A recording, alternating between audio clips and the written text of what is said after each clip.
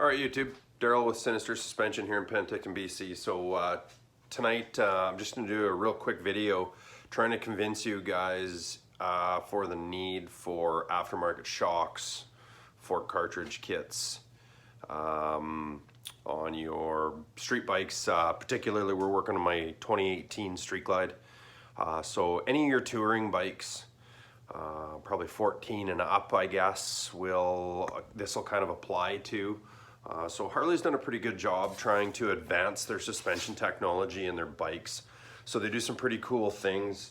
They give you a bunch of preload adjustment and stuff on your bikes so that if you switch back and forth from solo rider to two-up rider, you can quickly adjust, for the added weight.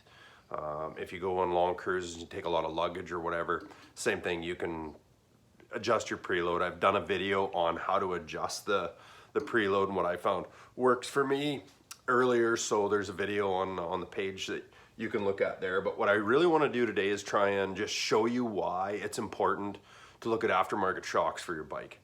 So this shock here clearly has a pretty heavy spring on it. It's obviously got the preload adjustment.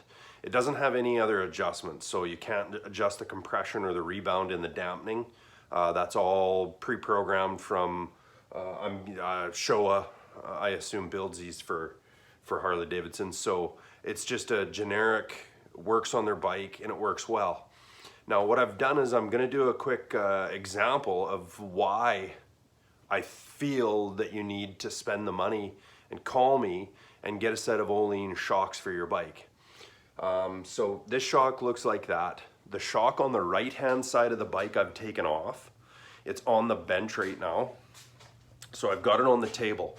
So this shock comes with a pretty light spring on it. So the right hand shock, you can see the windings are a completely different size. This shock here, the spring on this shock on the left hand side, I probably would struggle to compress it by hand if I took it off. This spring is quite a bit longer. You can see how much longer it is. And I compressed this one by hand and took it off that other shock. So the right hand shock, just as an example, is a much smaller body. It's the same length of shock, but this shock does nothing. It literally just holds a spring together. And the reason I know that, I'm gonna try and get the camera situated here so I can show you. So bear with me for a quick second. So I'm just gonna set the camera down. This shock does nothing. It doesn't dampen anything. It's a housing for the spring to sit in and kind of balance out the swing arm, I guess you could say. But literally there's no valving in it. It's just a shock body that holds a spring. So for me, that doesn't make a lot of sense as a suspension guy.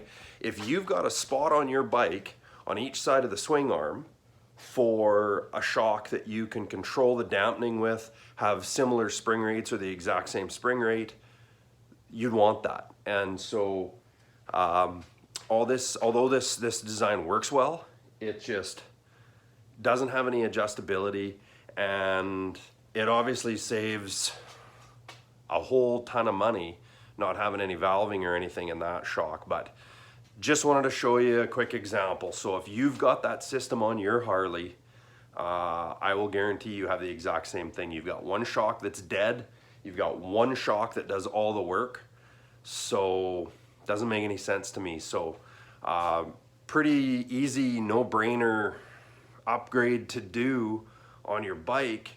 Obviously it's going to make a huge difference, but I just wanted to show you guys out there in the world what's going on those bikes. And you've got one dead shock, so give me a call. We'll get you hooked up with some Öhlins. Questions and comments below. Check it out. Give me a call. We'll hook you up.